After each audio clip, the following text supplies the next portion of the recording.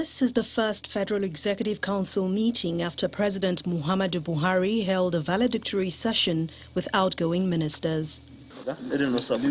At the last council meeting, the president had asked ministers seeking elective offices during the 2023 general election to resign from their position. Though some of the ministers had a change of mind and returned for this week's council meeting, the Attorney General of the Federation, Mr. Abubakar Malami, was physically present at the meeting. The Minister of Women Affairs, Mrs. Pauline Talon, and the Minister of State for Petroleum Resources, Mr. Timipre Silva, joined the meeting virtually. The final decision of their position in the cabinet rests with the president. Ministers returning or not going, I think you need to give me more time so that I can tell you exactly what the situation is. Right now, I need to cross-check. I need to confirm again from Mr. President what the situation is. The final decision on who is going, who is coming back, who is not going lies with Mr. President. The Minister of Information also used the opportunity to clarify his statement, alleging that the indigenous people of Biafra is using social media site Facebook to incite violence in the country. We had a very robust discussion with Facebook. Facebook saw our point, and they said they are going to do much more than what they are doing. So if they do that, why would we ban them? We don't ban for banning's sake. We would only suspend operations if, for any reason, security lives are threatened and they do not listen. But we're in the process of engagement. The council had approved 9 memos for various ministries, including aviation, power, finance, works, and housing.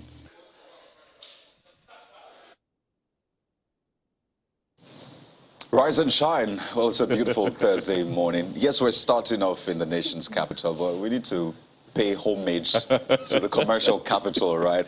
Welcome to Sunrise Daily. I'm Kayode Okikiolu. Yeah, wake up, get up and show up and share your day with us.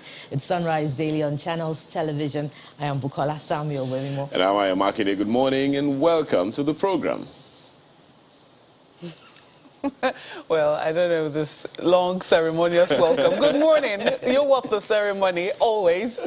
I'm Maokwe Yusuf, reaching you from Abuja. Absolutely. And we started off in the nation's capital basically to fill you in on some of the recent happenings. First, an update on the state or the, what do I say, yeah, let me leave it at states. The state of the ministers who, well, I'd said they wanted to, pursue ambitions, but it looks like a lot of them are making U-turns now. You can see from yesterday's FEC meeting. So that was one of the, major highlights of that meeting. For which the minister is saying, look, we're coming. Yeah. We still need more clarity. And you wonder, there are a lot of questions really. What happens to, that whole talk about, well, this is what we want to do, no turning back, paid 100 million naira, but that's on the one side. But one thing you may have also noticed from the response of the Minister for Information and Culture is the talk around social media use. And this has been on for quite some time. Banned, some use suspend, but really you couldn't use Twitter, except you had to use a VPN. So ban is actually appropriate. And there was that ban. So recently when the Minister of Information spoke about, how Facebook may or may not be really doing a lot to ensure that hate speech, some divisive comments and all of that are not being nipped in the bud, as it is said. And he was quite concerned. But people thought, wait a minute, are we going to see another ban on Facebook this time around? So he had to sort of clear the air. But something he said that was quite instructive for me was, we do not ban for banning's sake. We ban when security is affected. And people will cast their minds back to the Twitter ban last year and think, so how was that really related to security? It was said that, well, it had to do with Twitter not really having a presence in Nigeria. They'd been taking us for granted and all of that. And I just want to shed a light on the position of government when it comes to use of social media. Yes, we know that there's a lot of work that needs to be done in terms of social media use. But don't forget, this is what is called a village square, as it were. Everybody should be able to air their opinions responsibly, and yes, responsibly as well. So I think it's important to really know what the position of government is, how far is too far. So it won't look like, each time this topic comes up, the government is about to wield the big stick, either on the social media users or on the platforms itself. Don't forget that Twitter is now owned by Elon Musk, and it looks like... Not yet.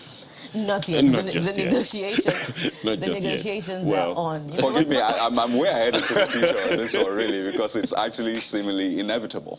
Oh, well, But suffice it to say that, you know, the social media is a double-edged sword, a two-way street. So if you want peace, oftentimes prepare for war. But then again, you know, one can only emphasize what Kaidia has said. Where your right starts or where your right ends is when another's starts. So you just must respect the rights of others. But if where the lives of people are concerned, it's only inevitable that strong decisions must be made to curtail those rights. You know, those are my thoughts. So the question will be, what are these strong decisions to be made? Is it banning it? Is it suspending it? Or just ensuring that the policies perhaps are tweaked in such a way that, yes, we will use these things. Don't forget, we're in a democracy. I don't want people to be wondering, are we still in a democracy? But hey, we started off in the nation's capital, so let's find out. Mark, you are heavy on social media, by the way. That post you put up yesterday got quite a lot of likes. But in terms of use, I wonder, what's your take? Okay, I don't know what you mean by heavy on social media. I mean, it's something I use occasionally these days. I'm very much there. I tweet quite a bit, or maybe retweet quite a bit, things that catch my fancy. But as Bukola did say, the social media is a double-edged sword. I know that there is a big debate ongoing as to whether or not there should be control on social media, and this is not just happening in Nigeria. Don't forget that part of the controversy, part of the reason why it would seem that Elon Musk's bid for Twitter, or his takeover of Twitter, seems to be on hold, is about spam accounts. How many spam accounts are there on Twitter? And his philosophy is that, you know, there should be no holds barred conversation on social media. We're seeing that in terms of the increase in spaces that we're getting for conversation on social media. There's something called Twitter Spaces, where, you know, entire conversations are held for as long as people want to talk, and they're allowed to say whatever it is that they want to say. No holds barred, so to speak. So that's where it would seem that that is happening now. The question is, how much interference can government have on that? And what government seems to be doing now is holding the owners of those platforms accountable, holding them responsible. And in Nigeria, we have seen an extreme where the government was not happy with certain things and decided to clamp down. Now, whether that can happen again, well, if it's happened before, it certainly can happen again. Should there be rules, should there be guidelines which government by itself sets out to say this is what we will do if, you know, certain things are not adhered to by us? I mean, imagine if every government did that. I imagine that, you know, quite a number of governments are thinking in that line. Perhaps, especially when we are in a very, you know, delicate situation. The question has always been, who determines when these lines have been crossed? That's been the big question. I think that's what government has not been able to determine. Does it just by itself, of its own accord, decide that our rules have been breached without any process, without any argument for or against, by the people who, you know, in any court of law, for instance? Because we know that, you know, for you to reach a decision in a country, for instance, oftentimes there are processes. Usually the courts might be involved. Is it possible, can government of its own accord just decide that, you know, whatever was said on a particular platform has breached its own rule or is against our national security, and outrightly ban it without setting or giving even the owners of the platform, you know, some due process which they have to defend themselves, especially if something has been reported and nothing was done about it? These are some of the questions that government itself will have to answer. But I do know that that conversation is a global one. If you ask me, it's neither here nor there, and I think that is something that we need to tread very carefully. Otherwise, we might have a situation whereby speech could be free, but speech thereafter, I mean, the consequences of what happens after the speech has been made, will be left to our own imagination. Gentlemen and lady. Well, I guess that only points to tweet responsibly or use social media responsibly. And don't forget, Facebook is just one of several platforms like that. And, every time you sign on that any of those platforms, terms and conditions apply, you just hit I agree.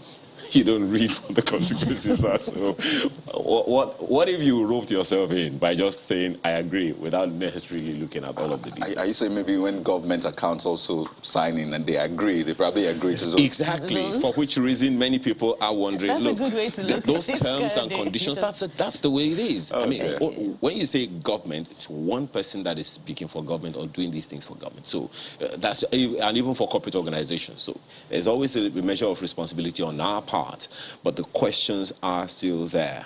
What is responsible use of social media? That's a judgment every single one of us has to take, Cardi. Absolutely. And by the way, okay, maybe I should just say, so I've said that Mark is a heavier user than I am on social media, so apologies for that. But let's get right into the dailies this morning. There's so much for you right on the front pages. And we're starting off with the Nigerian Tribune. This is what you find on the front page of the Nigerian Tribune. If you were to take a look, it's the story on the alleged 80 billion naira fraud concerning the Accountant General. FG suspends Accountant General, postpones FARC meeting. So that's like one of the biggest stories in Nigeria right now, really, because the quantum of the funds and then the position of the person involved is something that, I mean, you can't just overlook. That's quite a recipe. Absolutely. Absolutely. And right under that, you see this one on politics. APC adjusts timetable, shifts convention, primaries dates, silent on zoning arrangement. So it's been said that maybe this is some, scheming, positioning. There are two major parties, right? And one is watching the other is watching one and trying to outplay the other. So perhaps this is just one of those moves. And there are a few pictures on the front page, and just right next to it, you see police arrest 2 over kidnap of Greenfield Varsity students, recover 61 firearms, 376 ammunition, 41 rifles, 2 million cash. That's in naira and others. By the way, you recall that Greenfield abduction. In fact, listening to the account of the police, they said they were also responsible for I think one other kidnap where students were killed. So it's like they are notorious for this kidnapping. So way to go. Just one more. Lagos bans Okada in 6 LGAs, 9 LCDAs. Mayhem as Okada riders set Abuja market ablaze. So this is across Lagos and Abuja. It's a page 29 read, as well as other stories. As you can see, it's a packed front page. Let's leave it there for the Nigerian Tribune. And from the Nigerian Tribune, we go to the Guardian this morning. And the Guardian has not a lot of stories, but 2 interesting pictures. The big story says APC 2023 first. APC PDP in mind game over primaries. Okada just said earlier that the parties are watching each other. One is watching one to see how it will go with the zoning, and the other is watching to see how much it would peg its nomination and expression of interest forms at. Okay, let's see if the writers provide an insight into what the parties are doing. In fresh twist, APC adjusts timetable to hold primary hours after PDP's. Says no truth in zoning presidency to Northeast. APC has no reason to zone presidency to North. Tinubu group kicks uncertainty in Buhari's cabinet as Malami, Talon attend FEC after farewell session. And Buhari to decide who stays, who goes, says Lai Mohammed. But is that, I'm thinking about it, so you go for maybe your graduation ceremony, and next day you're back at lectures. And don't forget that Mr. Falana has spoken to this. Says, look, there is some legal provision that says once you resign, you're gone. No U-turn. I guess we'll wait. Gentlemen, there are a lot of calculations that go into those decisions. 100 million naira is quite a lot of money. Yeah, so if you're going to go in, I mean, just dive into it and don't look back. Yeah, well, maybe you should lead by example. Hey, I think the last form I picked was maybe a jam form. Aside that, no other form, please. Okay, so let's see the pictures now. Well, the font is not quite clear, but it shows the southeast compliance with the IPOP sit-at-home order in Enugu and in Abia, and you could see the expressway is clear, no activity. People are actually complying. Just 2 more stories or thereabout before we exit The Guardian. How influential politicians get away with corruption by Falano, that's the lawyer, and court affirms Adeleke as Osun PDP Guber candidate all the way in Osun State. Ayo. Well, let's take a look at what the front page of the New Telegraph is saying. Resignation controversy. Only Buhari can decide Malame Ngige others' fate. Find that story ascribed to the Minister of Information and Culture, as you heard earlier on this program, Lai Mohammed. AGF, Talent, attend FEC meeting. Council observes a minute silence in honor of ex-minister Ige. Find that story on page 2 of the paper this morning. And right under the page, under the picture, you see court turns down Nnamdi Kanu's bail application. And the writers will give you quite some scoop about the rest of it, but you'll find the details on pages 25 and 26 of the paper this morning. There is that health tip on page 6. Osteoporosis patients should exercise regularly. The question then will be, what's osteoporosis? Check the details on page 6, please. Yeah. I know it's something that has to do with the bones and usually affects women more. You know, something, I don't know, but that's what I know. So check the New Telegraph for further details. If you have problem with your bones, who knows? Maybe it's osteoporosis. You never can tell. Well, I'm going to be looking at 2 papers for you. Daily Trust. Ripples as 17 outgoing governors battle to install successors. You think that governors will learn, but somehow this happens every electoral cycle. Ripples as 17 outgoing governors battle to install successors. PDP governorship primaries hold Wednesday, APC Thursday. 201 pick ruling party forms, 145 jostle for PDP tickets. Governor's action direct assault on democracy, that's according to Professor Kari. Page 5 is where you find details. You also see this: 8 feared killed as traders, Okada riders clash in Abuja. And they have perhaps the picture, yes, the picture there is of the aftermath of the clash. This happened in excuse me, Day Market. Day Market is somewhere on the outskirts of Abuja, is where a lot of building materials are sold in the Federal Capital Territory.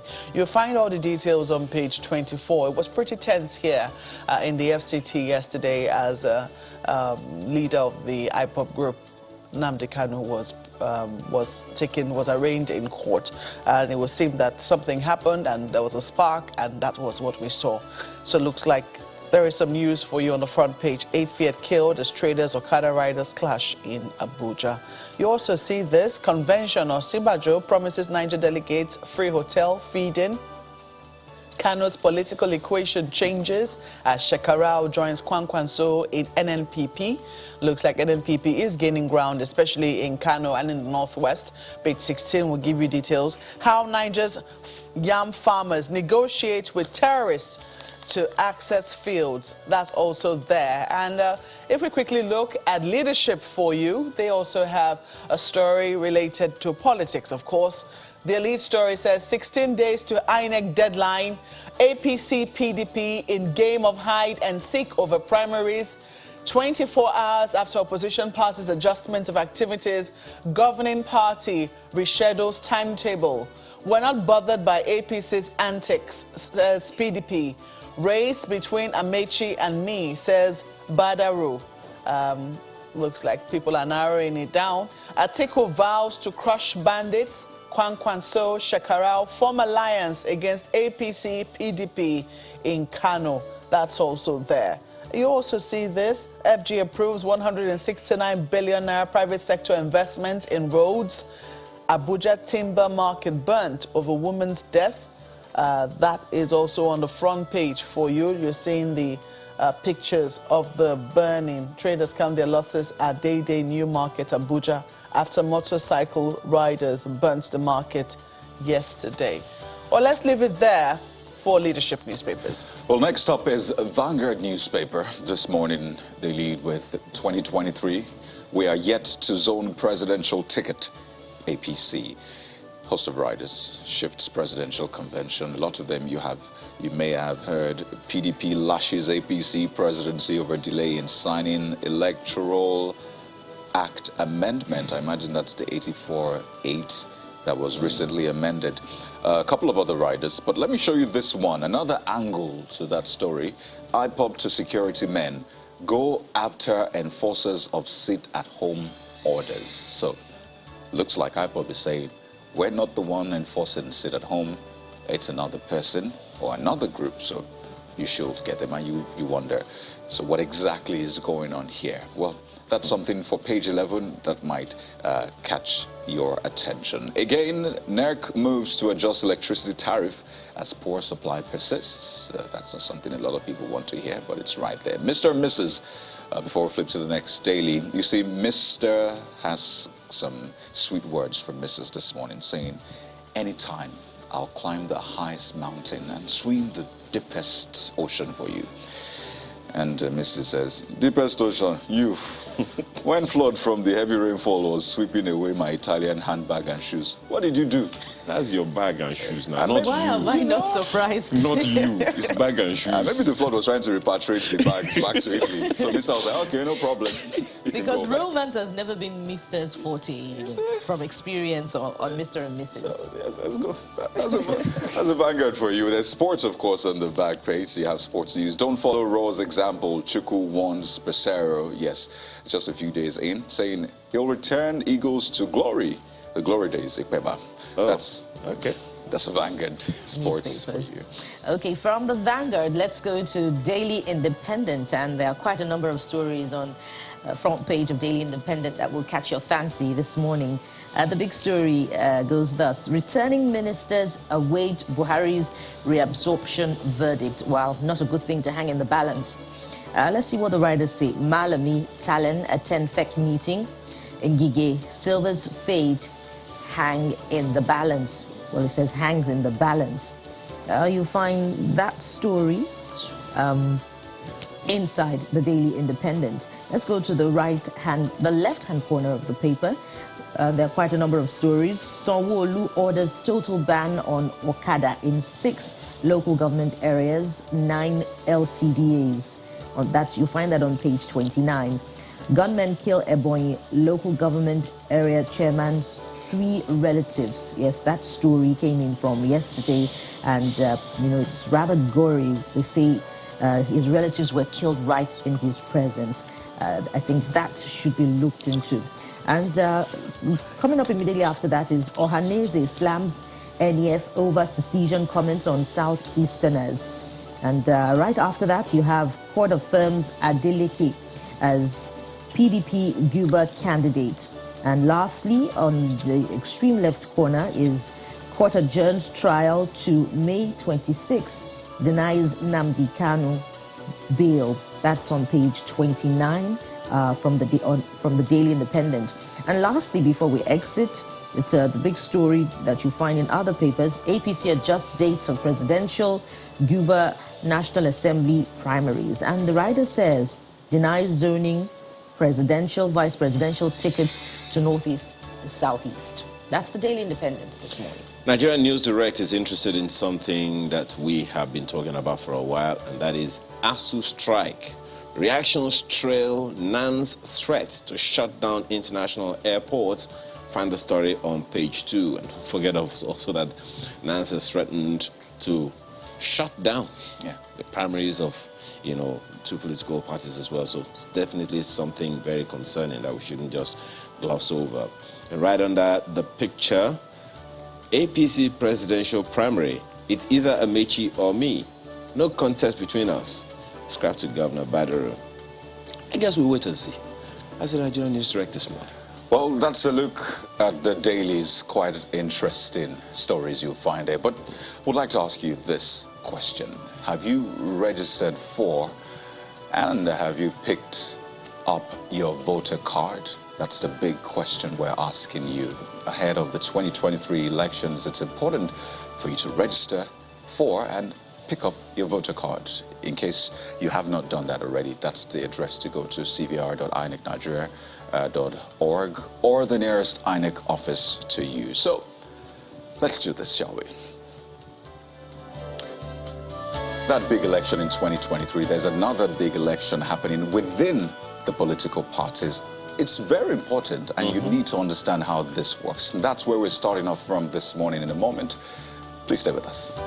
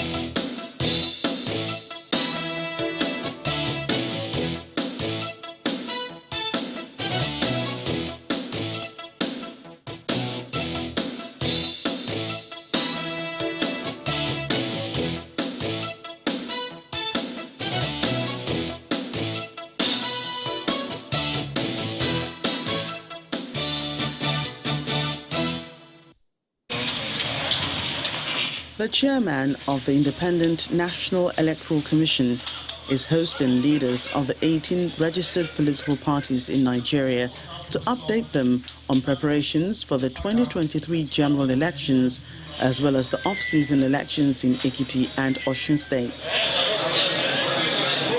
This is the first time Inec is holding a meeting with political parties since the 2022 Electoral Act was signed in February this year.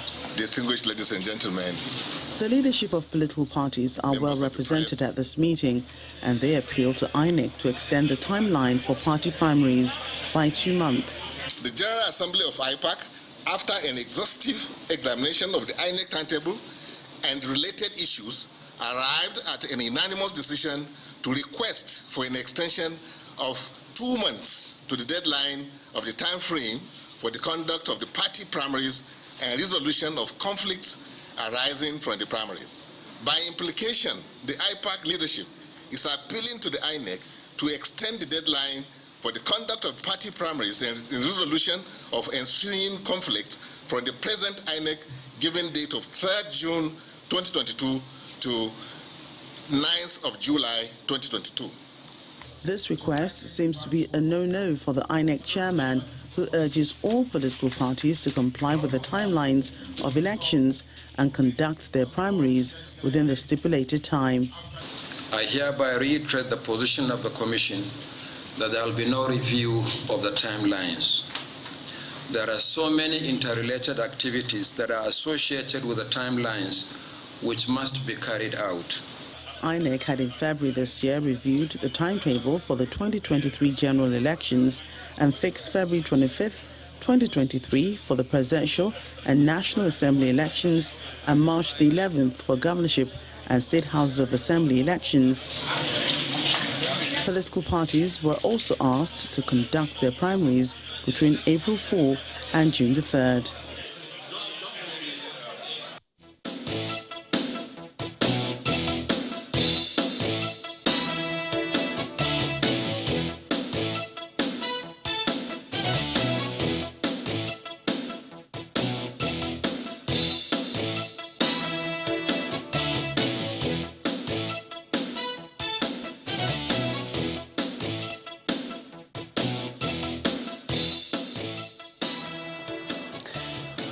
Indeed, political parties are racing towards INEC's deadline for the conduct of primaries to select candidates that would represent the parties during the 2023 general elections. Now, I'm sure that you noted that most of the headlines had APC, PDP in mind games as the elections, the conventions for both parties approach, which is supposed to be towards the end of this month and maybe the first 2 days in the month of June.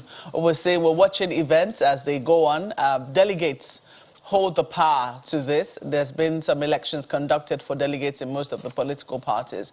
How will things pan out? That's the thrust of our conversation this morning, which we'll be having with Mr. Clement Wanko, who's Executive Director, Policy and Legal Advocacy Center. You're welcome to Sunrise Edit this morning. Thank you, Mokwe.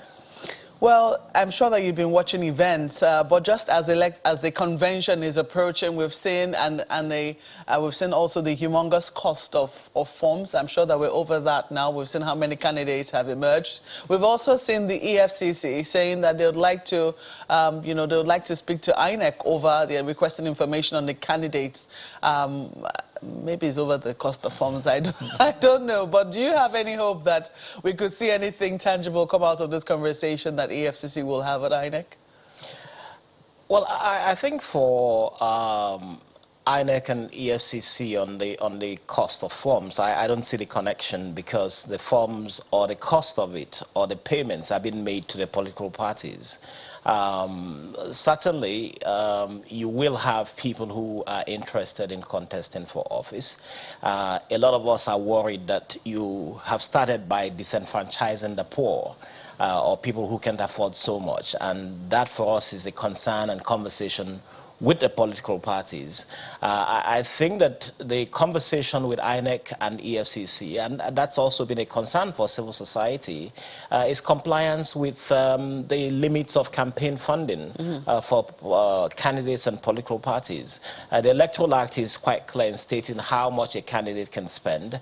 Unfortunately, there seems to be a conversation around whether it also captures aspirants. But the truth is that when you have so much money being spent even to qualify to seek for that office, then you have started eliminating a huge percentage of your population. So a lot of people want to run for office. They look at the prescription about forms and how much to be paid, and they maybe are not able to muster that kind of funding. And some of these candidates or some of these aspirants or pre-aspirants are actually some of the best that you can have in those positions. So I think for a lot of us it's quite worrying. But I think, yes, the EFCC is right in seeking to work out an arrangement. And I think this is an arrangement that should also be worked out with different stakeholders. How do you keep tab on campaign funding? And how do you ensure, first of all, that you do not have illicit funds go into campaigns and buy up the votes, rather than people or candidates seeking to win the votes by convincing people about what they can do? And I think that that's been the major reason a lot of us are concerned about the extent that politicians spend money on. There's also the concern about the turnover that you see with politicians who are holding elective office, sitting in that elective office, taking public funds and putting into campaigns. And that's why you go to the conversation around Section 8412, which talked about ensuring that people holding political offices resign before a certain time, because you don't want people sitting in a position of advantage, sitting in a position of access to public funds, and putting that into campaign and running elections. This is in addition to the fact that, of course, their primary responsibility of fulfilling the purpose of their appointment is defeated. A situation where you had so many ministers, director generals of government agencies buying forms and going into seeking to be candidates was quite worrying for a lot of us, and that was why we're quite pleased to see the president, even if it was done late, asking those in those offices to resign if they wanted to seek office.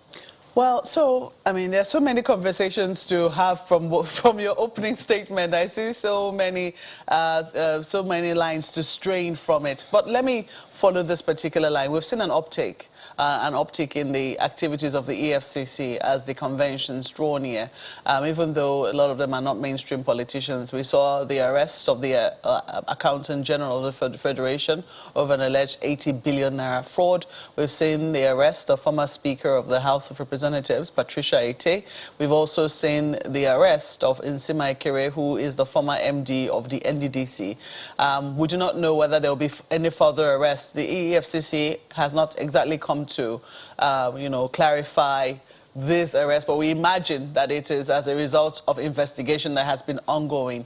Do you think that this recent uptick in the activities of the EFCC and maybe leading up to the convention could have any effect on the spending of politicians? Do you think you'll be careful? Well, I think always the point is made. If you are if you have access to public funds, if you have access to the budget of the Federation in whatever capacity, then there is a concern about use of it. I refuse at this time to make a connection between what the EFCC is doing and the politics of it. It would seem to me that even given the persons involved, this would be a routine EFCC activity, and so I don't want to go there. But again, I understand your point that it is important for agencies of government to be non-partisan, because for us who are observing the elections, who are watching the election process, we're also concerned that agencies of government don't become active to the detriment of persons for political reasons. But clearly, I don't want to make any linkage between these three arrests that you have mentioned and politics at this time.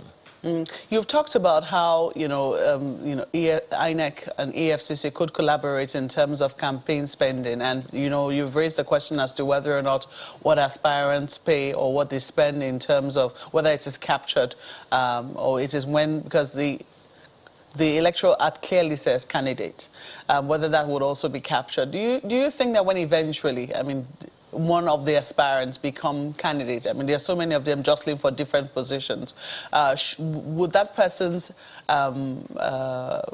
accounts now also capture what he or she spent as an aspirant, including purchase of forms, for instance? I think that's the tricky part, and that's why we have advocated for some monitoring of campaign finances, and that was part of the rule defined in the bill, which is still sitting in the National Assembly on the Electoral Offences Commission, because INEC has repeatedly said that it is unable to carry out that aspect of its functions as defined in the Electoral Act or apprehend persons on account of that. And it's understandable. You need an independent agency to be able to do that, and that's why the advocacy for the Electoral Offences Commission has been on. It's tricky for INEC to begin to, if somebody becomes a candidate, it becomes tricky for you to begin to get into those conversations unless you have some independent verification of it, you have civil society organizations ask questions and so on. So even the exercise by itself, the entire exercise of determining how much a candidate spent is almost an exercise in impossibility? Well, you'd have to compile, you'd have to have evidence, and being a lawyer, I think it requires a lot more than speculation. So you have to have some dedicated monitoring, compilation of evidence, and presenting this to the prosecuting authorities. But again... But even in compiling it, do you think that it will... I don't think anyone ever thought that the cost of forms was going to be this high. Should it include the cost of forms? That's what I'm asking. I should think so. But again, the law is very uncertain with respect to this, and you would need to argue to be able to capture this. But again, it doesn't take away the fact that everyone is quite embarrassed by the huge sums of money that aspirants have been asked to pay, and the flippancy that you have seen people produce these monies. I think for a lot of people who are going through incredible harsh economic conditions in this country, it's quite a shock to see political parties make these requests. And it doesn't matter whether it's 100 million or 50 million or whatever. The point is that these are huge sums of money, and aspirants, people who don't necessarily have that kind of money but who want to enter into elective office should be able to do so without being barred by the excessive nomination fees or expression of interest fees that the parties have imposed. Let me flip this conversation now to my colleagues in Lagos. Ladies and gentlemen. Well, thank you, Mawkwe. Mr. Mawkwe, let me begin by asking, because it sounds to me like you're saying that the law is weak in some areas. The lines are not clearly drawn in certain regards concerning this funding of elections. Because just as you're talking about, campaign funding, that is the party's spending that the law captures, not that of the candidates themselves. And the delegates are going to select the candidates, so there is that spending. Just yesterday, the media was awash with people who say this is the economy for delegates, and a lot of money is believed to move around in that time. If the law doesn't capture that, and the law does not capture the people, the different groups buying forms for aspirants in the different political parties, is that to say that the law is weak, or the lines are not drawn clearly concerning election funding in our country? I think the laws are in a lot of ways very clear. First of all, it's not, the parties of course have the limits to which they can spend, but also the Electoral Act includes provisions that indicate how much an individual can contribute to a campaign. And I think that you then have to see how all of this is enforced. And I think that part of the problem is that there is no tracking of this, there is no agency, and going back again to the Electoral Offences Commission, which would be well placed if it was already established. You don't have an agency dealing with all of these issues, and I think it's a major concern for all of us how much is being spent and how much is being put forward to be spent. But again, it also becomes really delicate as you move to aspirants becoming candidates, because there is really no independent agency working on this. It's going to be really difficult for you to be able to throw up these charges, especially when someone has become a candidate, because you need to be very careful that you manage the allegations that might come of the agencies of government becoming partisan in this political climate that we have. But I think for all of us as a country and who are very much deeply involved in the electoral process, it is worrying the influence of money in the elections. And I think that it discourages a lot of very good persons who want to come into public office. It discourages their participation because it's not a level playing field at that stage. So, well, you also mentioned in your response now that there seems to be no way of tracking the monies that change hands. Is that something you would recommend so that at least we can find a way, because you talked about delicate balance now, you suggesting a form of tracking mechanism for monies that move around, maybe to delegates, to vote buying and all those things? Is that what you would be proposing, if we could? Yes, I think it will be important, because again, you are going to see aspirants vie to be candidates at different levels, from the state legislative houses to the federal legislative houses to governorship and to president. And for a lot of us, what we would like to see candidates emerge because of the quality of who they are. And that's why, yes, you're right, the question of tracking the monies becomes really important, because there are candidates who are flimsy, who really have no quality to put on the table, but who believe that they have the resources to buy and pay for the delegates.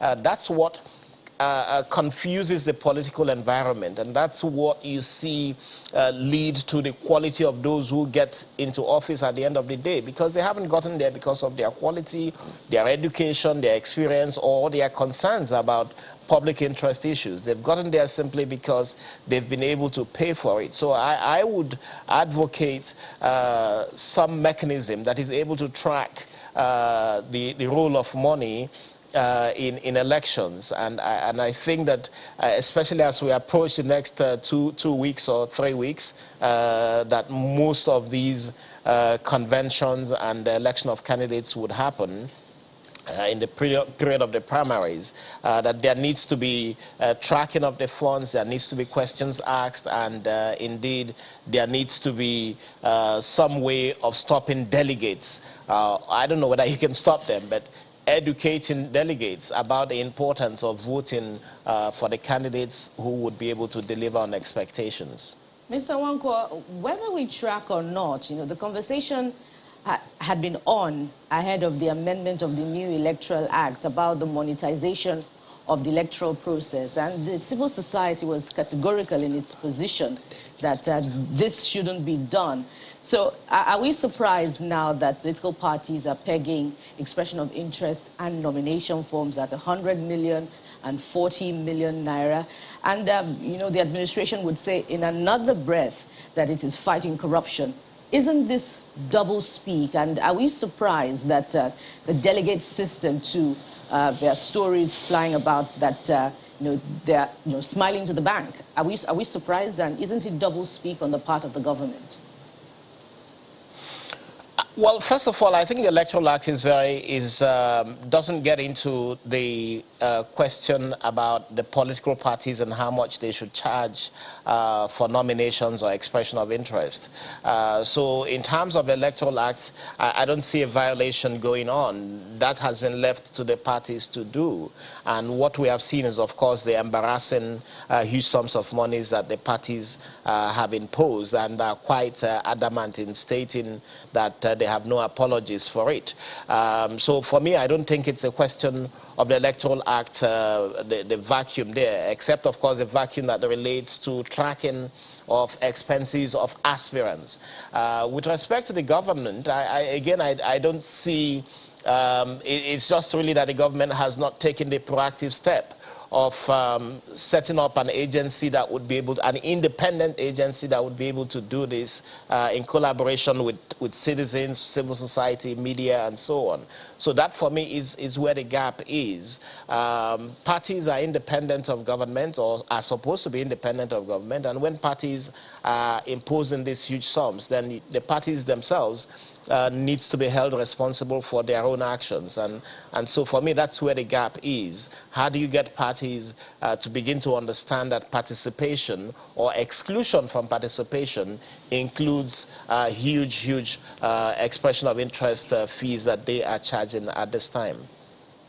Right. So, I mean, this conversation is one I've looked forward to, because, yes, we've talked about 2023 and how important it is, but this is actually what decides what happens in 2023, the kinds of candidates we eventually go out to vote for. So I'd like to come down now particularly to the delegates, because you talked about educating the delegates earlier on. So yes, the delegates, the members of a party, and the general populace. I was looking at the definition of delegate. I wanted to really understand this now outside of the political space, where of course it was taken from. And he essentially says a person sent or authorized to represent others, in particular an elected representative sent to a conference. So essentially delegates are representing the interests of people, thousands, millions of people. But from what you have seen, monitoring political parties and this process, would you say that's really what happens at the convention, representation of the yearnings of the people? Is that what really happens?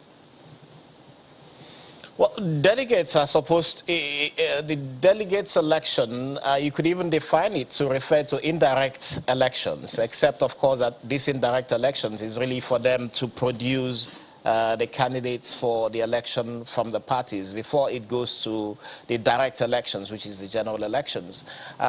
You look back yesterday and the day before, in the U.S., you were having members of parties vote for candidates who represent especially the two main parties, the Republican Party and the Democratic Party, for the midterm elections in November.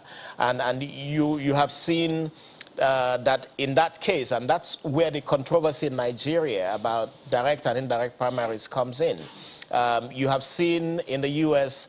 Members of the party, whether it's Republican or Democratic Party, voting to produce candidates. And it kind of gives you an inkling about how the midterm elections will work out in that country. We haven't quite gotten there yet because there were conversations here about direct and indirect primaries. And it was quite clear that this country wasn't ready.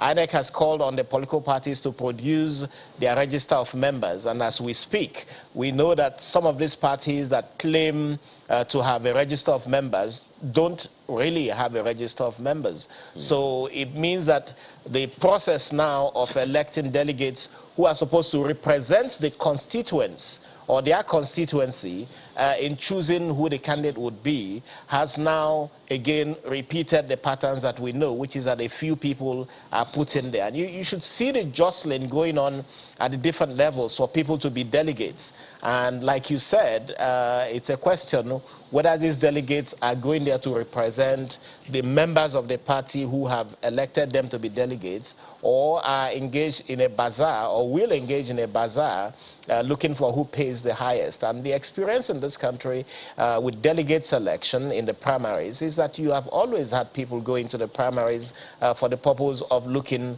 for how much profit they can make from it. And that's the concern that we all have. How do we get these delegates to understand that their choices at this level of the election will determine the quality of government that comes in 2023? That's a major challenge for all of us.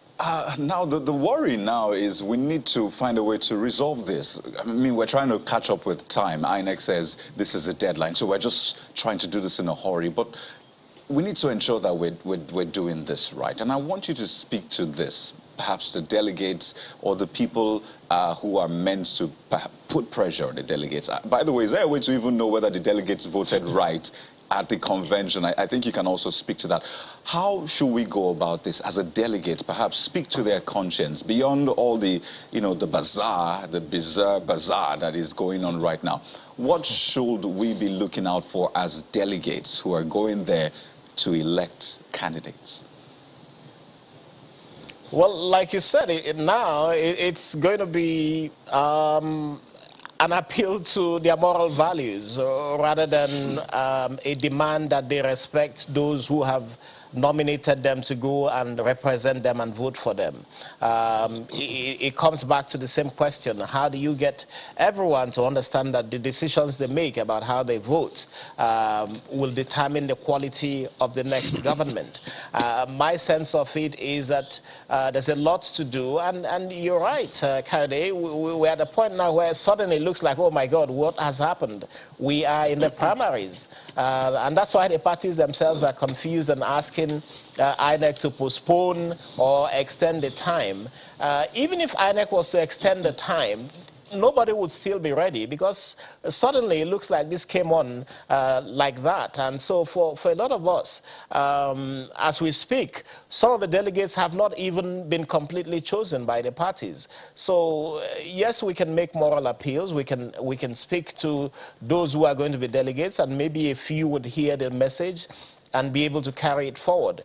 But if you see the way the delegates were chosen, you would see that the kingmakers, in quotes, in the local level and at the state level and so on, were allocated the numbers of delegates that they can produce. So it immediately tells you that if you get an allocation for the number of delegates you can produce, it means that that allocation would mean you have specific numbers of persons who owe allegiance to you and who would basically be voting based on your instructions or payments to them. And I don't know how we refine the political process to get past this, but it's a major concern.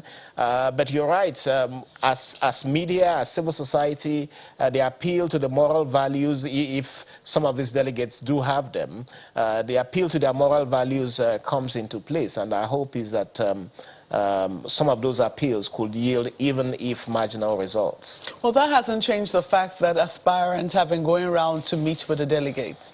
I believe that they still believe that, and they know that the power of, the power lies in the hands of the delegates. But regardless of how power has already been shared in terms of how many delegates have been assigned the power brokers in the states, you still find that all the aspirants, be they in PDP, especially at the presidential level, are still going around to go and meet with the delegates. Do you think that this will have any effect at all?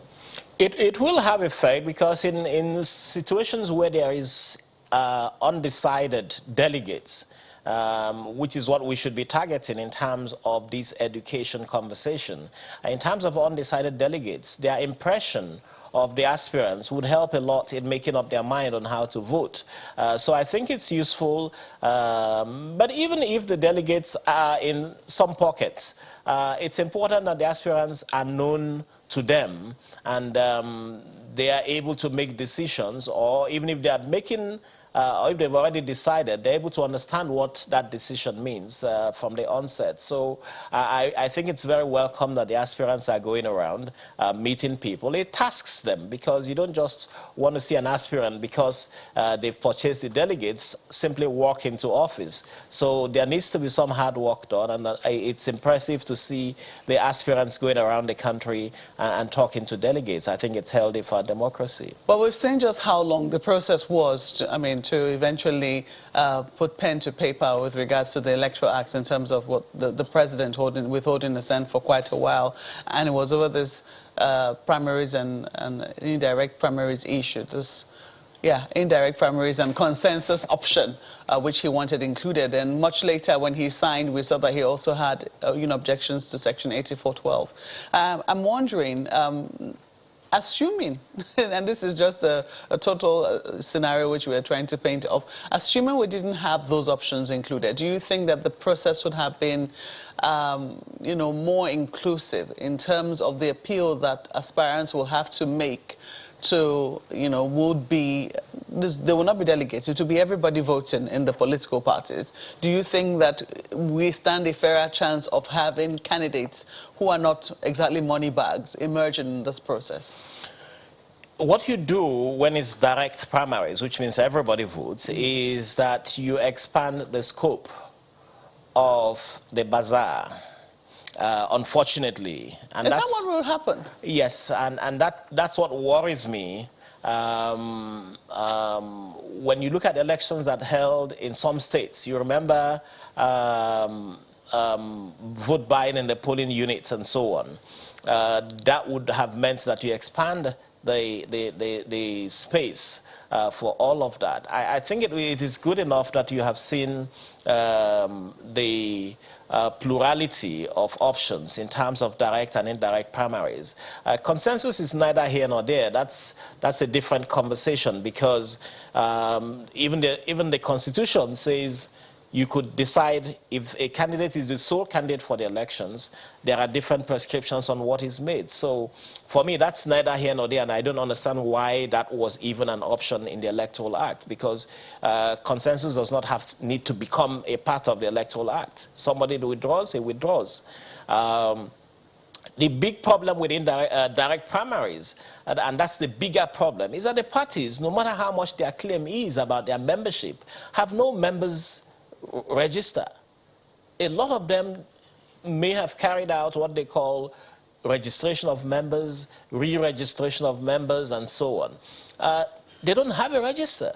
Because if you do have a register, people register to become political party members. They pay a subscription fee.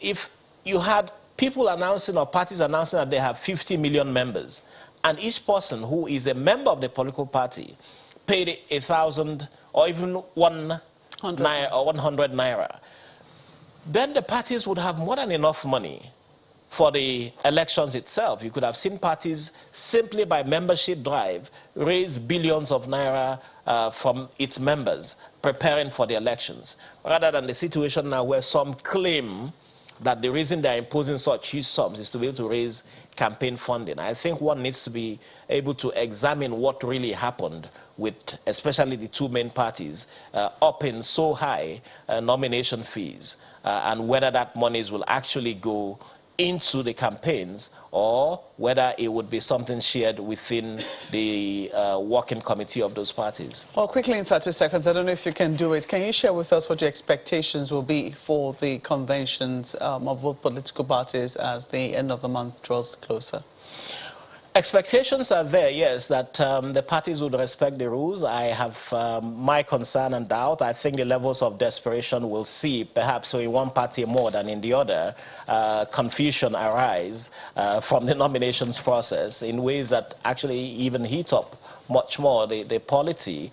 But in terms of my hope, I do hope that the parties understand that Nigerians are watching and ensure that they follow their own rules. Because that's really the biggest danger, that the parties themselves would subvert their own internal democracy as the primaries progress. So my hope, my expectation is that the parties will respect their internal democracy and follow due process in finding the candidates for the various positions. Well, Mr. Clement Wanko, thank you so much for coming on Sunrise Daily this morning. He is the Executive Director of Policy and Legal Advocacy Center. Thank you once again for coming on. Thank you. We'll take a break now and we'll be back with another perspective on this same issue. Please stay with us.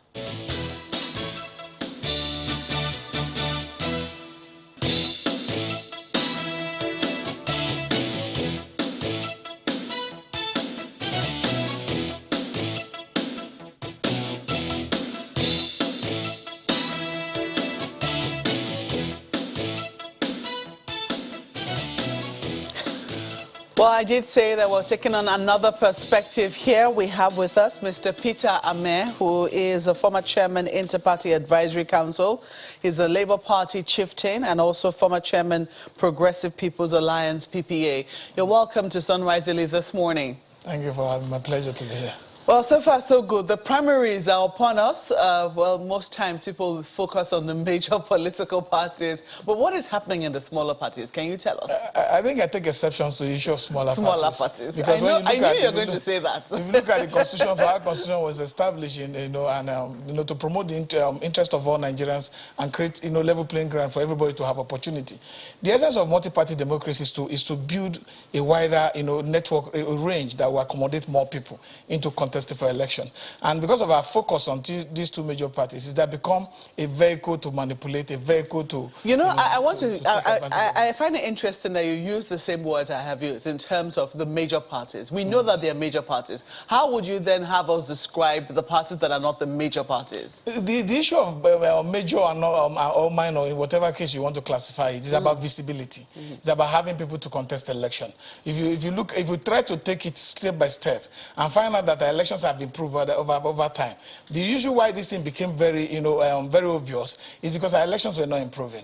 People think if they get ticket of a party in government, they are 60% into victory. Maybe they have the military, the government apparatus supporting them on election day. And that's why people rush that to that place. But if you're popular, if you have the mandate of if you're running on the mandate of your people, you win elections. Yeah, but for the sake of description, I mean, this is just to help my viewers understand what I'm talking about. What would you have had us describe the PPA, for instance, as?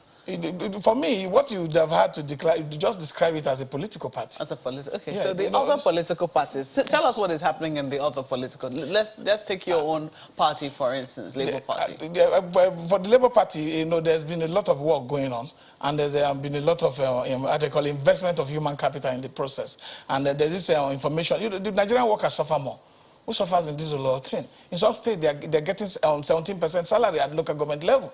In some states, they're not paid at all. Like in Ogun State, I heard people were paying contributory scheme, for since 2011, and they've not gotten all the money back. And they've been retired. Pensioners don't get money. So we are focusing on how to build a system, how to make sure that we free the local government system from the hands of... The primaries are not going on in your own party? Primaries are going on. That's what I'm saying. Primaries are going on. Primaries will start, the end of primaries start of June. So primaries are going on, and people are indicating interest. We have presidential aspirants on the floor, more than 3 of them already. So people are indicating interest to contest election stand on the platform of Labour Party. And for me, by the end of 2023 election, Labour Party will be, on top of this game and come out victorious. Are you one of the aspirants? Yes, I am. I didn't come here to advertise myself. I wanted to discuss delegate, but I'm running for Federal House of Reps in Ankpa Umala Federal Constituency. Okay, that's interesting. Well, I've given an opportunity to advertise. I wanted to avoid it, but when I have opportunity, I take it. Let me ask you then about the delegates. Everyone now knows that the fortunes of the country, in terms of the choices that we'll eventually have to pick from for almost all of the position, rests heavily with the delegates. How are you monitoring what is happening with the emergence of delegates in almost all the political parties? I'm sure you also have an eye out of your political party, given that you're also a member of the Inter-Party Advisory Council. The delegate system was made to reduce cost for the parties, because if you are doing, direct primaries, you have to have all the members to run. So it's like a delegated authority being given to a certain group of persons to represent the interest of, the majority within the party.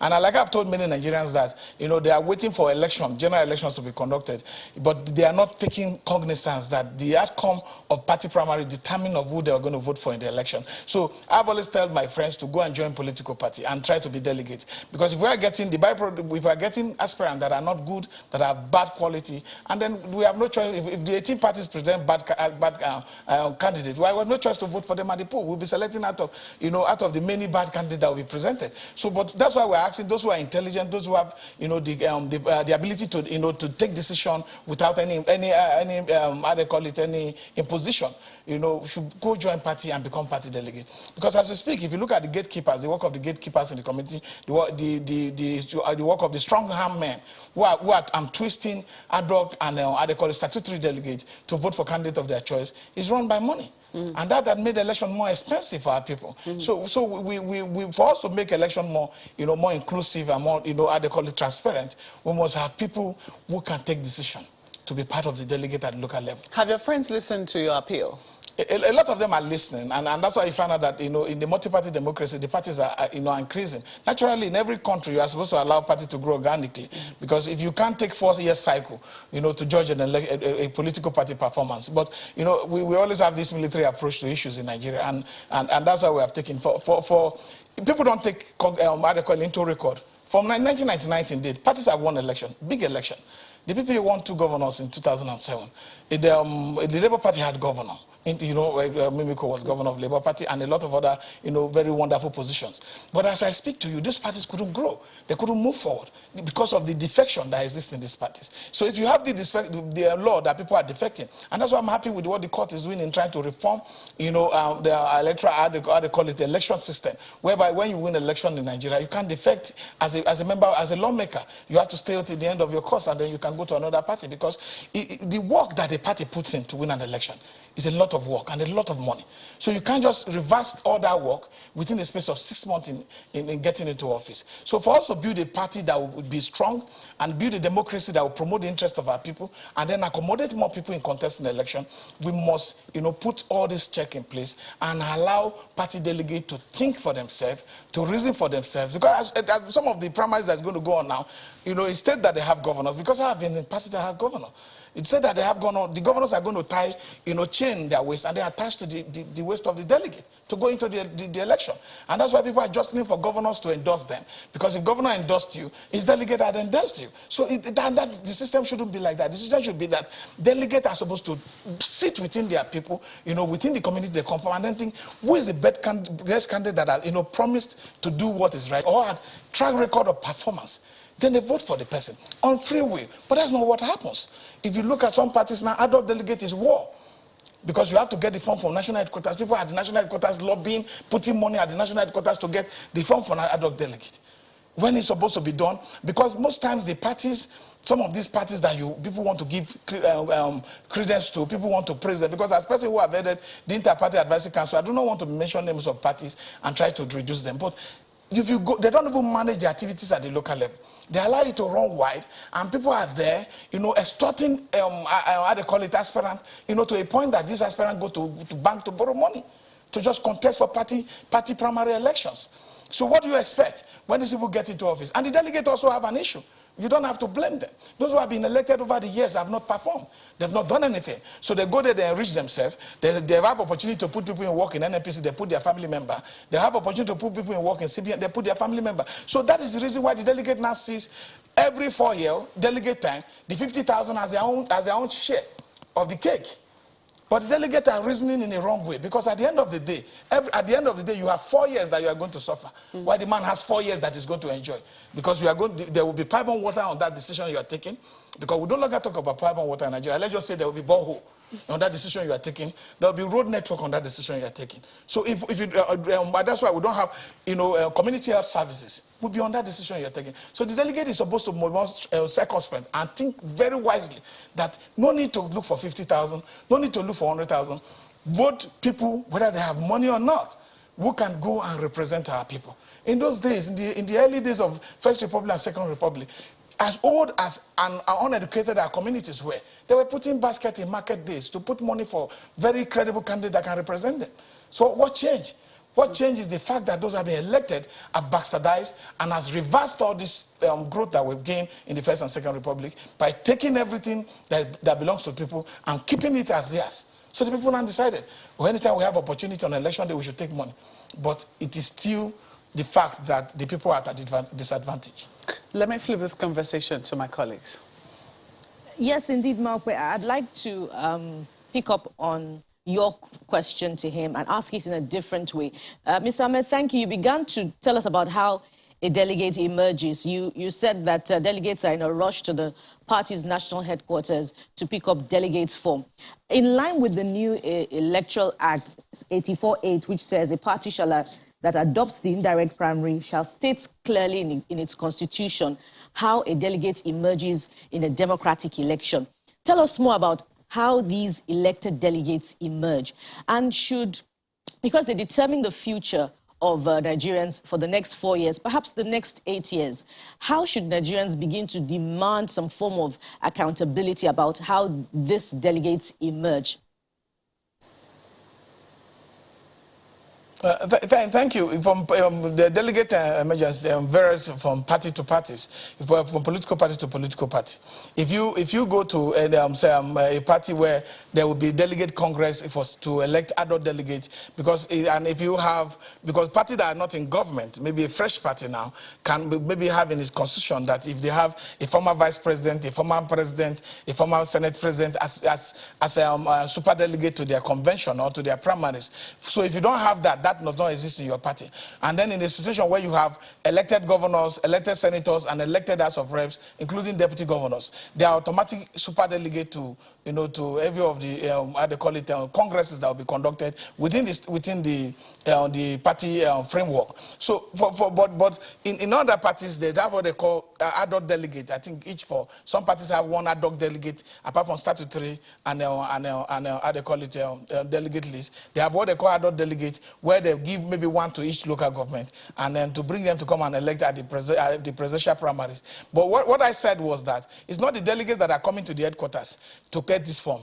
Most times, it's either the local government chairman of the party or the gatekeeper, the strong man who controls the local government of the party local government structures. He comes to collect the adult delegate and then issue this delegate in his living room to whoever he prefers to issue it them, and then tell them what to do, who to be elected at the primaries when the time comes. My advice, the way to solve this thing is that inform people who understand the need to drive a better society. They need to create an atmosphere where economic and social structure will be standing on the firm foundation. Who understand these factors should go join parties. I think many Nigerians have made mistakes. They think that the basic thing they must do is to stand up on election day and vote.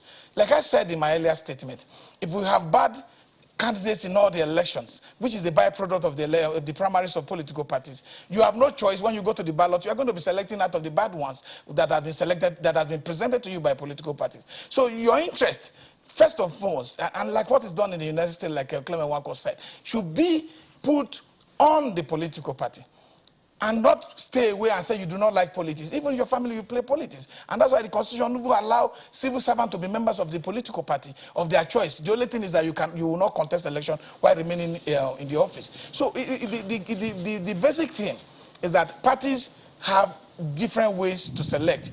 You have statutory delegates, like I told you. You have state executive council members, national working committee members, zonal working committee members who are delegates to the primaries of the party. And then you have what they call, like other parties call it, the delegate and not statutory delegate. So these are how it is put together. You cannot say, oh, one structure work for all the political parties, because these parties have designed it in a way that it will be that will accommodate the interest of their people within the political party. And the defections ongoing from one party to another, it means the expansion of one party's membership register and the diminishing of another party's membership register. How does this affect the delegate system? I mean, those who are coming to one party would be interested in becoming delegates. And how can the integrity of the membership register be guaranteed amidst the defections ongoing now? It is guaranteed because it's trade by barter for a lot of some of these politicians you see. It's trade by barter because when they are moving from one party to the other, they'll say, oh, I want to run for Senate. Will you give me a ticket? I want my boy to be delegate on these primaries. So they would negotiate all this before you come to the television. What you see them started speaking English about how Nigeria is very important, about how Nigeria will go to how they call it space when they get elected. These are backdoor, things they do that has kept our democracy from growing further. So, but if a lot of people understand this this system on how it works and put their foot on ground, because we know we have a lot of good Nigerians who can set this country on its progressive nature.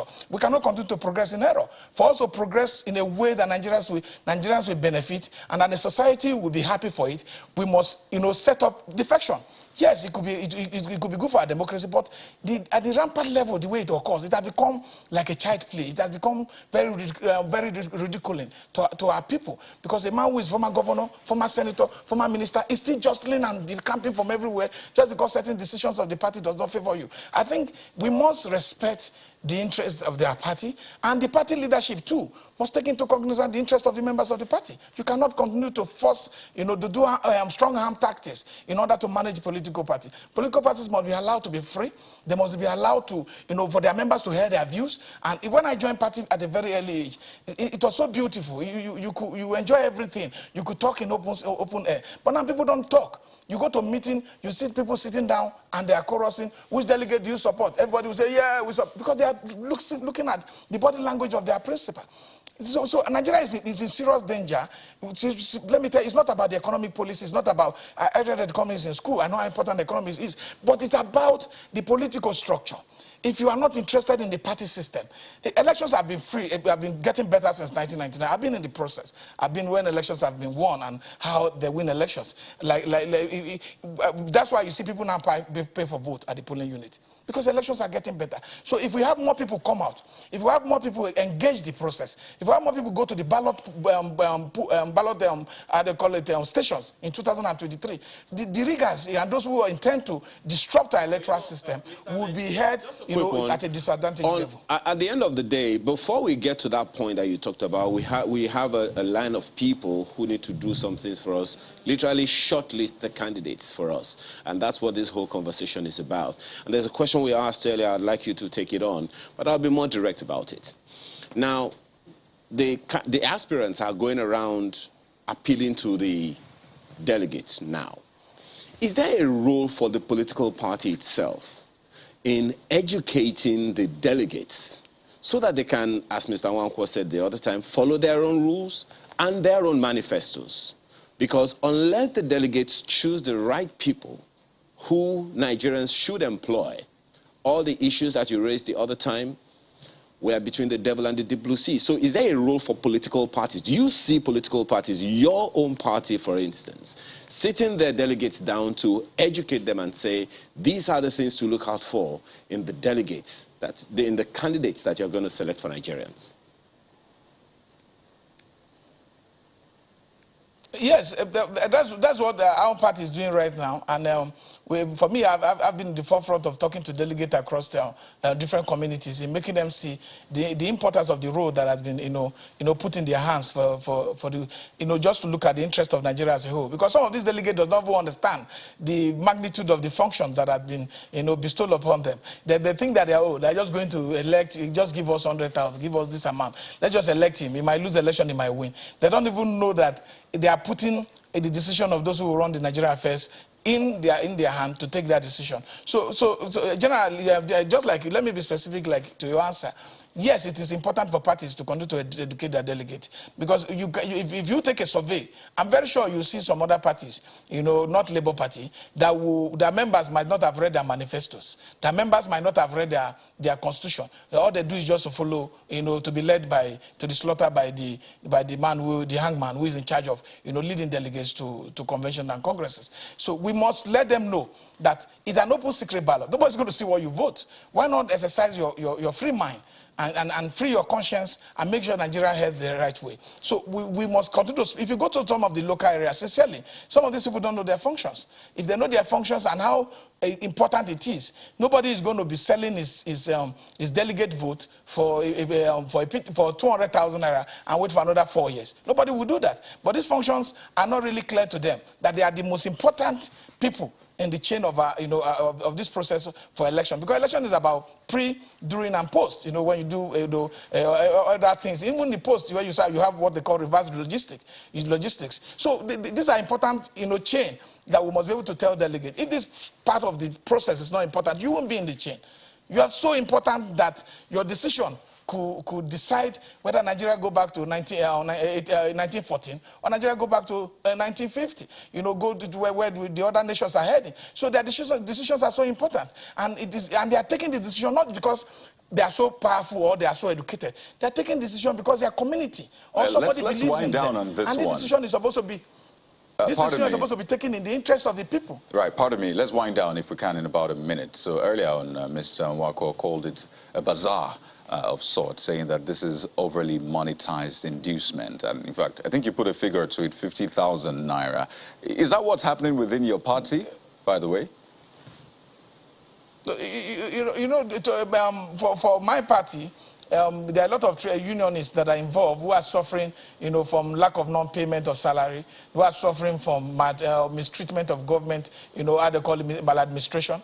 So they don't even look towards that way, because what they want now is somebody who can lay his voice, lend his voice to the issues that are affecting our people, about, governors that are refused, to put the minimum wage on the front burner, governance system that does not look at housing, for social housing for workers. We don't look at how to create transport system that will be accommodative and be cheap for those who are working, for the working class. That's what our delegates are looking at. So we're not really concentrating on these issues. We're concentrating on issues that are more important, to the ordinary Nigerian on the street. So, but the other parties, I think 50,000 naira is too small for the delegate, because you get it for more than 10 aspirants. You have to take from all the aspirants. So there's no more dignity, there's no more sincerity in the process. If a person takes, people say lobbying is good. Yes, if you lobby a person and the person has agreed to work with you, if other aspirants come to that person, you say, I've been lobbied by Mr. Joe, I'm going to work for Mr. Joe. So you're not going to be promising Mr. Joe, Mr. Paul, Mr. Adams, and not promising them to vote for them, and then collecting money from each one of them, which for me is deceit. Is not the right way to do things. You could take money from one person and say, look, you gave me 100,000 naira, I will vote for you, maybe for my logistics to move around. And when another aspirant comes, you tell them, look, Mr. Joe came here before you, we discussed, and I agreed to vote for him on the primaries of the election. Are you being serious? I mean, that's what they're doing. I have to laugh, because you're saying that delegates could collect money from one. No, but what I'm saying, I'm not saying they should. Just a moment. Wouldn't that be an outright bribe? I'm not saying that. As opposed to collecting money from all the candidates and voting for who you like. I'm just wondering. No, I'm just saying they should. Even I said you could, if that is the extreme of what you want to do. But it's not even right for them to do that. People should, like I said for my introduction and between my discussion, is that you should go and vote your conscience, because there are a lot of things on the line. But if you have to do it, why not even do it with some level of sincerity and transparency, so that you don't live in deceit, so that you don't even live with the burden of your conscience on you.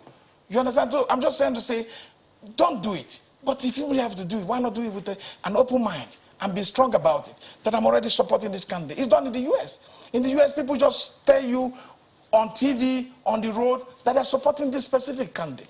And there's no going back. But in Nigeria, you can't meet a delegate who can talk to you and tell you I'm supporting this guy. They don't have that courage. Isn't that because they're afraid of the consequences? I mean, what if the candidate they're supporting doesn't win? Doesn't mean that they will be in a political wilderness for the next how many years? But the most important thing is to free your conscience, is to do the right thing.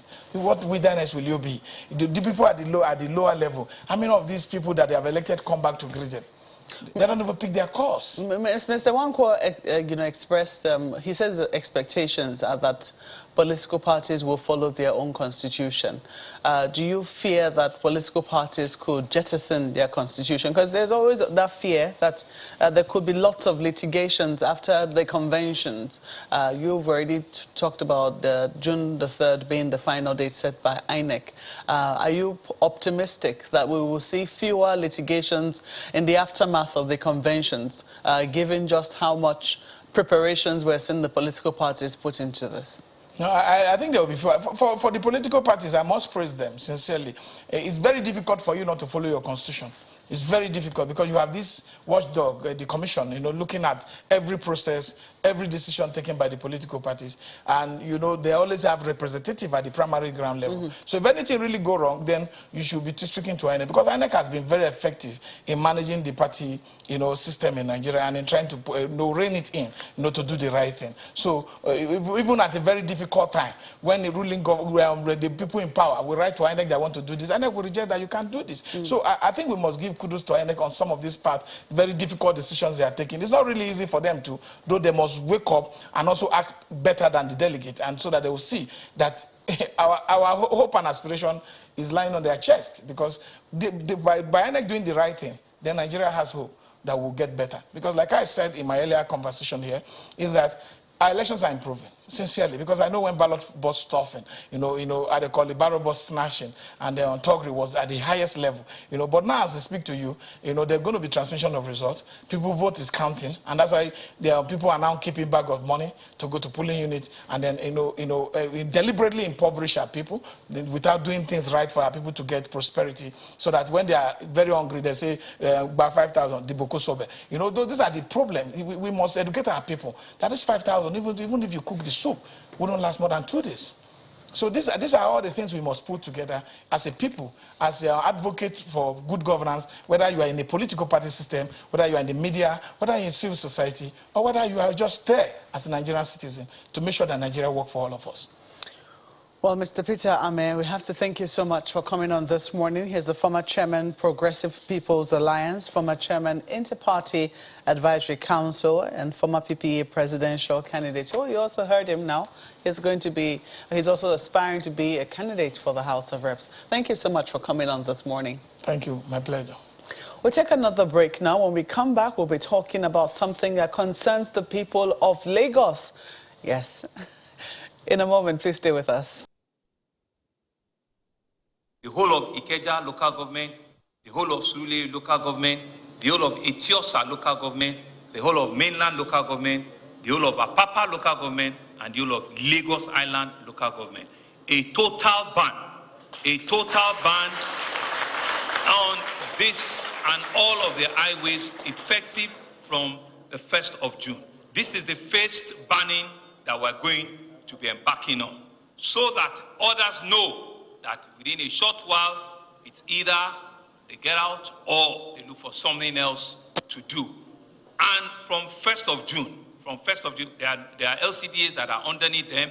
We're going to publish them. We're going to list all of them.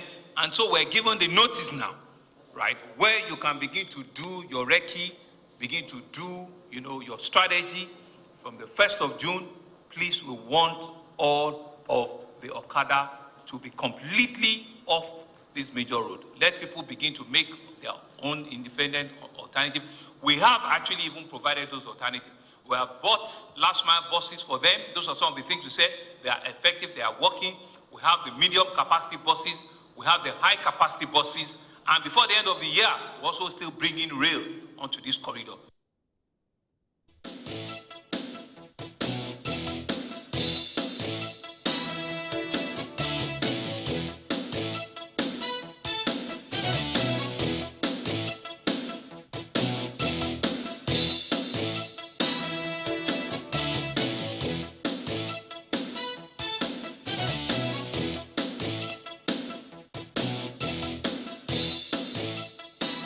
That's right. Lagos State Commissioner of Police, Abiodun Alabi, joins us this morning on the program to shed more light on that announcement made by the Governor of Lagos State, Mr. Babajide Sanwo-Olu.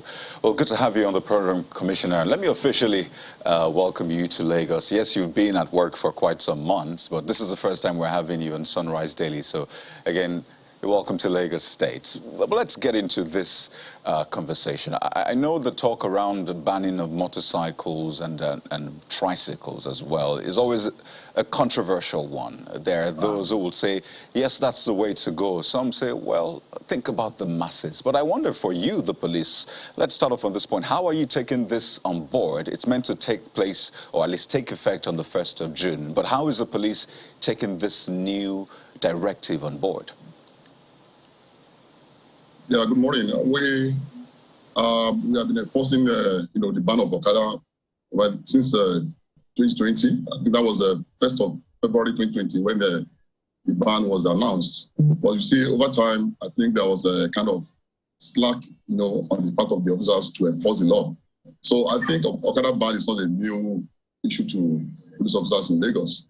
All we need to do is just to enforce the law and ensure that all those prohibited routes are not, are protected from Okada riders from applying, so that the Gauchans will not have any issues with their movements. It was February 2020 that the Lagos State government gave that order, banning or at least restricting motorcycles from 6 local government areas, I think 9 LCDAs and about 10 major highways here in Lagos. And again, we're seeing a rehash of that. The same 6 local government areas that Lagos State banned the movement of motorcycles. And the question again is, so what is different this time? If you say that officers dropped the ball at that time, 2 years after, what is going to be different with this one? Well, I think what's going to be different is, the officers will go their own work to enforce the law. I mean, to do their statutory duty and ensure that the Okadas are not allowed to apply the routes that are prohibited. Like we already said, we have about 6 local governments. I remember vividly that those Okadas were applying those routes were not allowed previously. But along the line, I think after the end of SARS saga, there was a kind of lackadaisical attitude on the part of police officers in Lagos because they were not actually encouraged since they were at the center of that crisis. So that's the reason why a lot of them, got slacking and they did not enforce the laws the way they're supposed to enforce it. So what is going to, be different this time around is that they will go the whole log and ensure that all those areas that have been prohibited from the Okada from flying, not allow them to fly them. Okay, so talk to us about the implementation particularly now. How will this be done? Have your men started, rounding up the motorcycles as we speak? What is the approach to this? Is it you will arrest the motorcycle rider and perhaps even the passenger, or just confiscate the motorcycle? How are you approaching this, and how are you phasing the motorcycles out of those areas? We've been doing that. I think for the past 3 days now, we have been operating along Lekki, Ekpe axis. And I think we'll be able to recover, we'll be able to pound not less than about 215 motorcycles and arrested about 35, defaulters. All I know is that all those areas, we've been able to put the strategies in place, how we are going to enforce the law, and that's the reason why the governor has given them about 12 days notice that from 1st of June, we are going to go, the whole hog to ensure that nobody flouts that law and get away with it. And I think there's a plan towards establishing a kind of mobile court that will actually try them on time so that we don't keep on congesting ourselves with all these, people who are flouting the laws. Whenever you are arrested, whether the passenger or the rider, then they will be tried instantly without necessarily bringing them to any cell.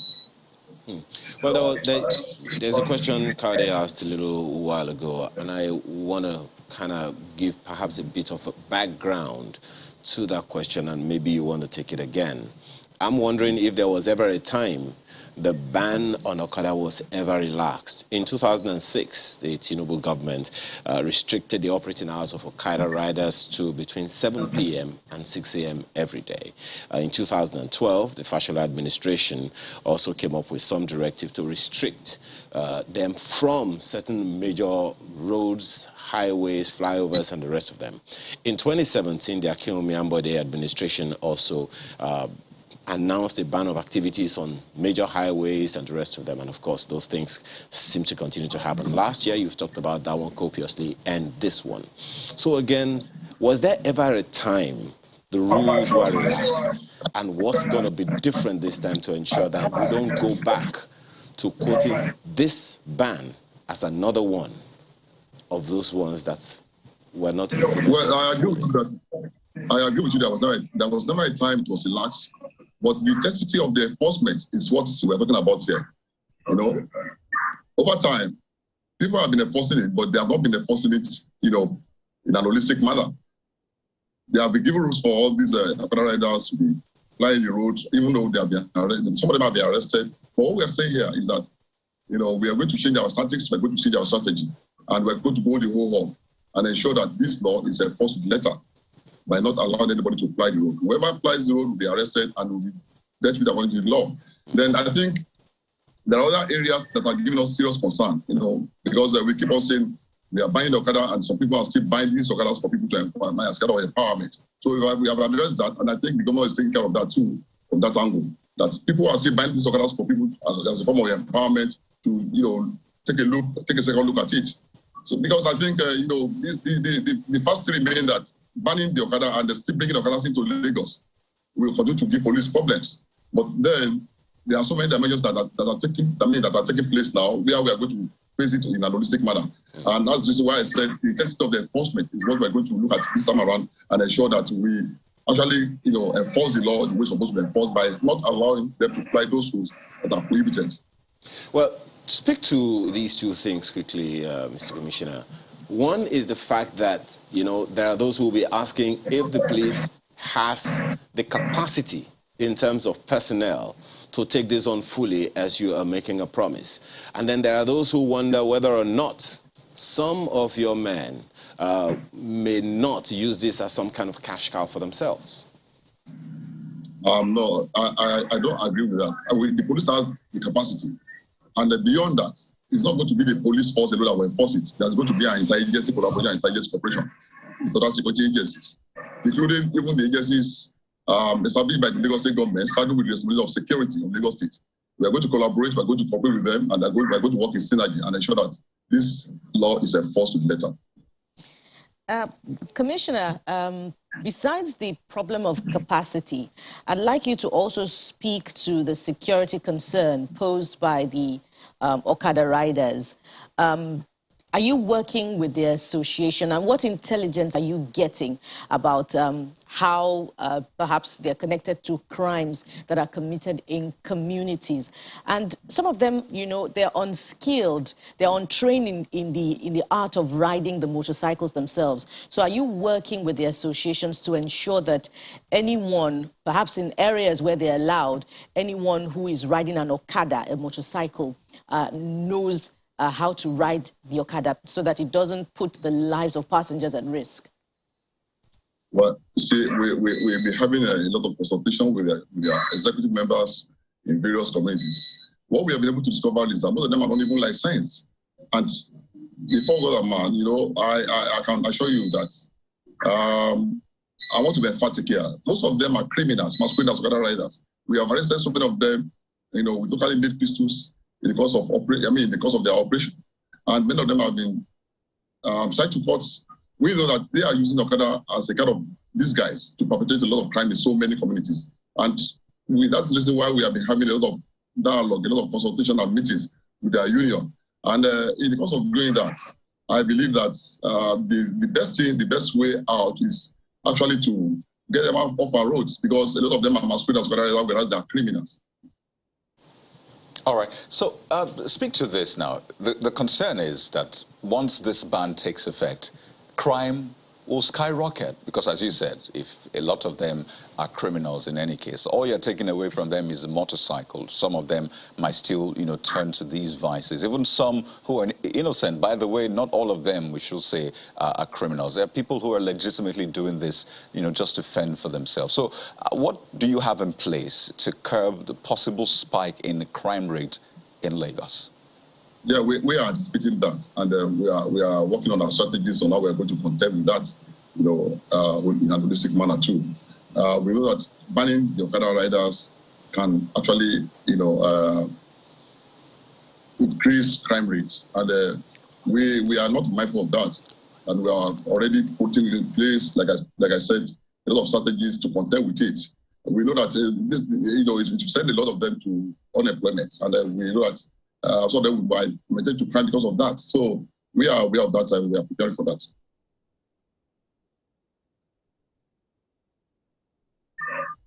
For now, I don't know if you can hear me, sir. Okay, yes. I'd like to confirm if this is a blanket ban.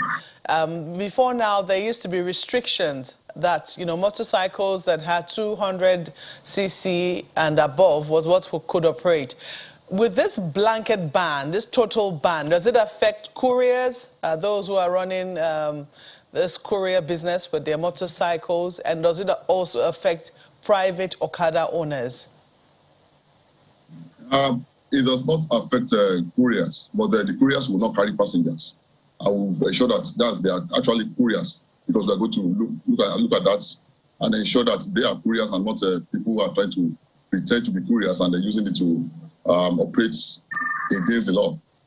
Then the other officers who are Okada owners must be uniform personnel in uniform who are going to their various places of work. They are exempted from that law. What about those who own power bikes? Those who own power bikes are affected.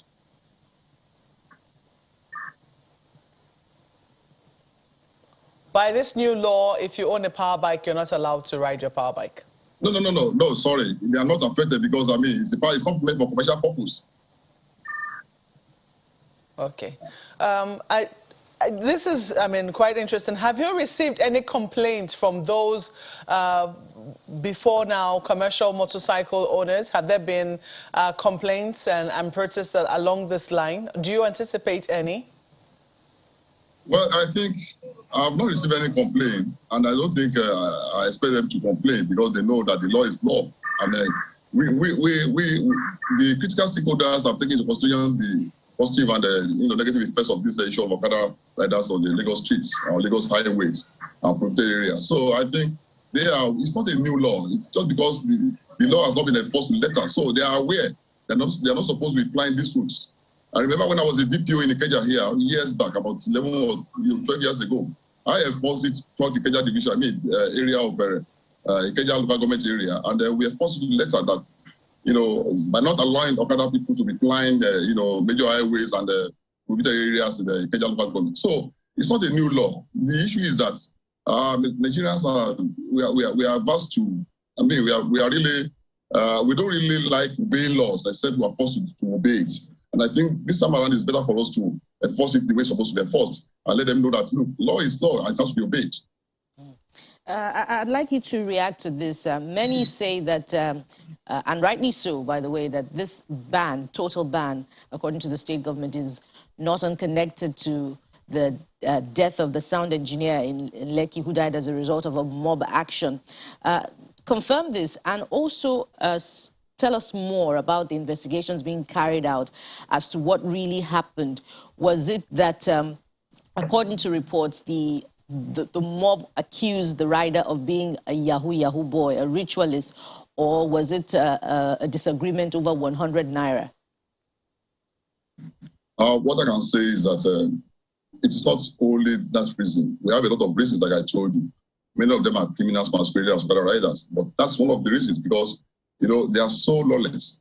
If there's any matter between any one of them and any innocent person or any passenger or any other pedestrian, or motorist, before you see their club business, about 100 of them will just surround that person trying to lynch and even murder the person in the cold blood. It's unacceptable. Double justice is unacceptable. So they are so reckless in the way they do things. They take laws into their hands, and they do things with impunity. So it's not only because of the fact that they had a problem with somebody that they killed in Lekki, but it's one of those reasons. And we are saying that enough should be enough for them. But can you then the issue of the investigation into that murder case? Well, what I've been able to gather so far is that the passenger was not even the one that was killed. The passenger they had an argument about 200 naira change. And before you know it, the Okada rider started calling his colleagues when they had an altercation with the passenger. And then the passenger to call other people for them to defend themselves. And in the course of doing that, there was a scuffle. There was a kind of fight between the group of the Okada riders and some of the friends of the person that was murdered. And before you know it, they just killed that one. And but so far, 5 of them have been arrested, and we're still looking for the other ones.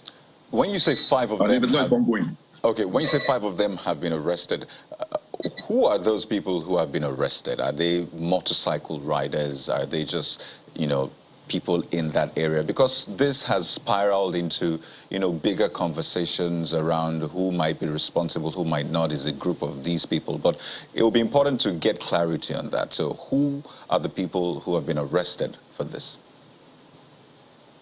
Some of them are motorcycle riders, and some are those who joined the motorcycle riders to commit the offense. Okay, I saw it tweet. Out of the 5 of them, out of 5 of them, 3 are motorcycle riders and 2 are not motorcycle riders. Okay, I saw a tweet from the spokesperson of the command, Benjamin Hunday, who was saying that that the mastermind of the lynching is not even a motorcycle owner or rider, and he's a southerner, and he was trying to make a point that people shouldn't stereotype. I'd like you to perhaps clear the air on that as well. Plus, how is it that people gathered to, it's even hard to watch that video, but it happened outside. It wasn't in a secluded area, and there was no police intervention for the whole period that the man was lynched, was killed, and even burnt. How did that happen?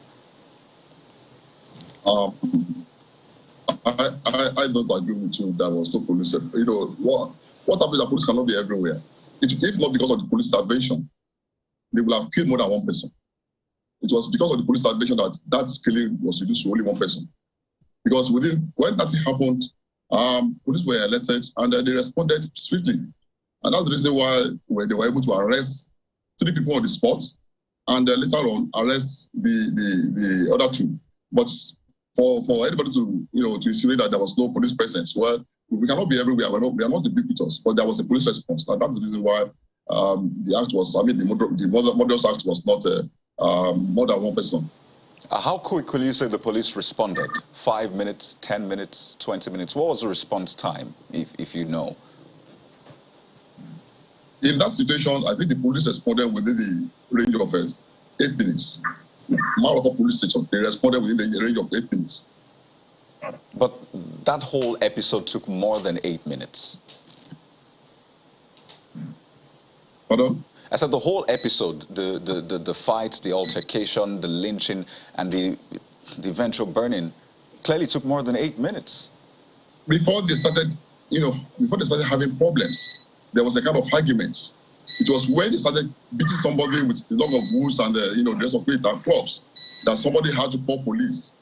And when police was called, they responded.